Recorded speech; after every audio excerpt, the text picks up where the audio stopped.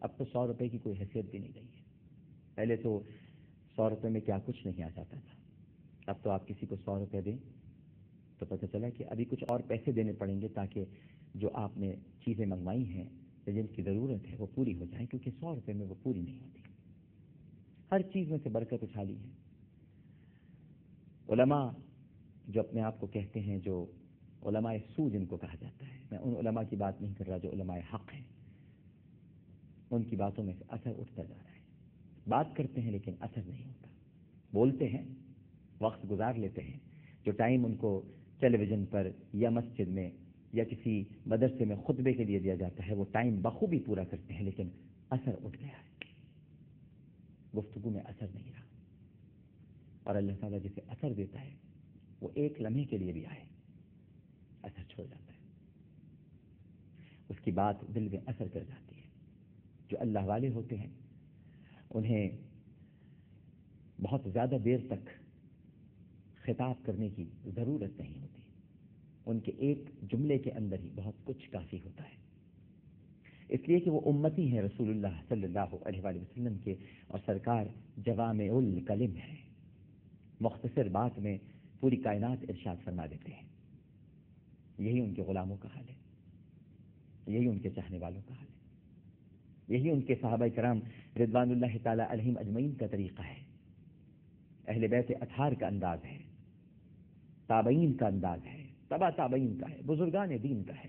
اولیاء کرام بڑی لمبی باتیں نہیں کرتے تھے، لمبی چوڑی نہیں کرتے تھے، مسکرا کے بس ایک بات کہہ دیا کرتے تھے اور اسی میں سب کچھ چھپا ہوتا تھا. آج تو ہمیں کوئی بات سمجھانے کے لیے کئی کئی گھنٹے درکار ہوتے ہیں، اور وہاں تو ساعتیں ہاتھ جوڑ کے کھڑی رہتی تھی، لمحات منتظر رہتے تھے کہ حضور کچھ فرمائیں، تاکہ وہ لمحے اور وہ ساعتیں اپنے آپ کو خوش نصیب جانے کہ جب رسول فرما رہے تھے تو ہم وہ ساعتیں تھیں جو نبی کریم صلی اللہ علیہ وآلہ وسلم کے کلام اقدس کی چاشنی اور شیرنی کو محسوس کر رہی تھی.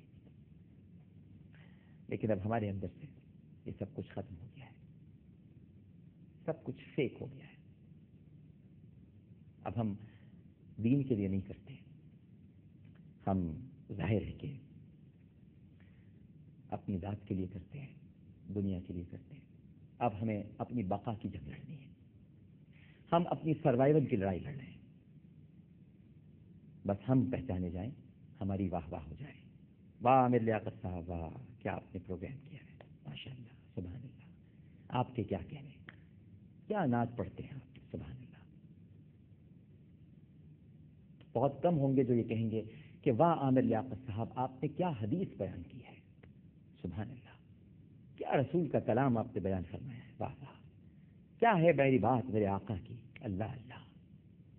آپ کے اندر جو کچھ بھی ہے یہ تو سب سرکار العالمین صلی اللہ علیہ وآلہ وسلم کی محبت کی وجہ سے. یہ باتیں آپ کی باتیں نہیں ہیں، تو سرکار کی باتیں ہیں. آپ کیا کریں گے، آپ کی کیا اوقات، آپ کی کیا حیثیت جناب. لیکن اگر کوئی ایسی بات کہے گا تو ہماری تیوریوں پر بل پڑ جائیں گے کہ اس نے ہماری تعریف کیوں نہیں کی. اور اللہ سبحانہ و تعالیٰ یہ چاہتا ہے کہ صرف اس کی تعریف کی جائے، اس کے حبیب صلی اللہ علیہ وآلہ وسلم کا ذکر کیا جائے. سمعنا وأطعنا کی منزل پر ہم کو ہونا چاہیے، سنا اور اطاعت کی، سماعت کیا اور عمل کیا. لیکن کیا کریں جب دلوں میں مرض ہو جائے. افی قلوبہم مرض، افی قلوبہم مرض ام ارتابوا ام یخافون ان یحیف اللہ علیہم ورسولہ بل اولئک هم الظالمون. ان کے دلوں میں بیماری ہے، یا یہ سمجھتے ہیں کہ اللہ سبحانہ و تعالیٰ، یا ان کو کوئی خوف ہے. ام ارتابوا ام یخافون، ام ارتابوا انہیں کوئی شک ہے، ام یخافون یا یہ خوف میں مبتلا ہے، ان یحیف اللہ علیہم ورسولہ کہ اللہ اور اس کا رسول ان پہ ظلم کرے گا. بل اولئک هم الظالمون، یہی ظلم کرنے والوں میں سے ہے، یہی ظالم ہے. تو پھر ہم ہیں نا ظالم ناظرین، ہم نے اپنے نفوس پر ظلم کیا ہے. ہمارا رب نہ ظالم ہے، معاذ اللہ معاذ اللہ. یہ تصور بھی نہیں کرنا چاہیے کہ ہمارا رب ظلم کرتا ہے، وہ صرف انصاف کرتا ہے. اور شکر کیجئے کہ اس نے اپنے فضل کو انصاف کے ساتھ متصل کر رکھا ہے، کیونکہ اگر اس نے صرف انصاف کیا تو نہ میں نہ آپ ہم میں سے کوئی ایسا نہیں کہ جسے جہنم کا در نہ دیکھنا پڑے. اس نے اپنے انصاف کو اپنے فضل کے ساتھ متصل کر دیا، جوڑ دیا. اب جو کچھ ہونا ہے اس کے فضل سے ہونا ہے. اور فرما دیا اس نے کہ میری رحمت میرے غضب پر غالب ہے. اتنا پیارا کریم، اتنا عظیم میرا پروردگار، کیوں بھولے بیٹھے اسے؟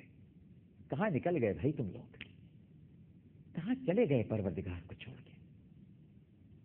کیوں دنیا کے انسانوں کو اپنا حاجت روا بنا لیا؟ کیوں لوگوں سے مانگتے ہو، طلب کرتے ہو؟ اس کی کریمی دکھائی کیوں نہیں دیتی؟ کیوں نہیں اپنی اصلاح کرتے؟ کیوں اس کی رحمت تمہیں نظر نہیں آتی؟ کیوں اس کا پیار تمہیں دکھائی نہیں دیتا؟ تمہاری آنکھوں پہ کون سے پردے پڑ رہے ہیں؟ کدھر گم ہو گئے ہو؟ کن راہوں میں بھٹک گئے ہو؟ کہاں چلے گئے ہو؟ منزل سے دور کیوں نکل گئے؟ قریب آ جاؤ، تمہارا رب تمہیں پکارتا ہے. تم اپنے رب کو پکارو، یہ تو تم جانو، لیکن میرا ایمان ہے کہ تمہارا رب تمہیں پکارتا ہے.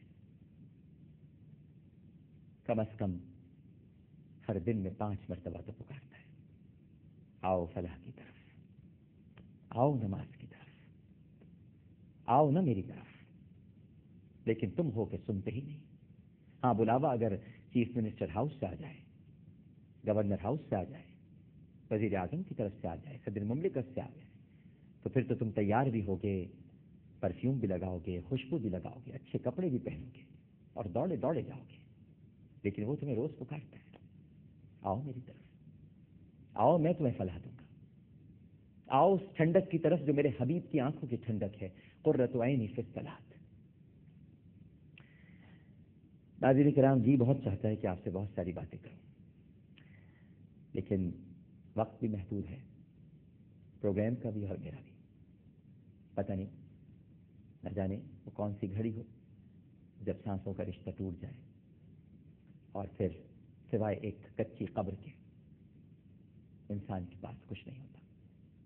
ایک قبر اور اس پر لگا ہوا کتبہ، جس پر سوائے تاریخ پیدائش اور تاریخ وفات کے اور کوئی پہچان نہیں ہوتی. یہاں بڑی پہچانیں ہیں، یہاں بڑے فیشن ہیں، یہاں بڑے انداز ہیں، یہاں کئی لوگ ہیں. السلام علیکم سر آپ آ گئے، تھینک یو سر آپ کو دیکھا تو آج سکون مل گیا. اس کے بعد اس کچی قبر پہ کوئی نہیں جائے گا، اولاد بھی نہیں جاتی، رشتے داروں کو تو چھوڑ دیجیے. یہ سچائیاں ہیں، حقیقتیں ہیں. بس جتنا بھی ہمارا وقت رہ گیا ہے توبہ میں گزار دیں، استغفار میں گزار دیں. شاید اللہ تعالیٰ کو ہماری توبہ کی کوئی ادا پسند آ جائے.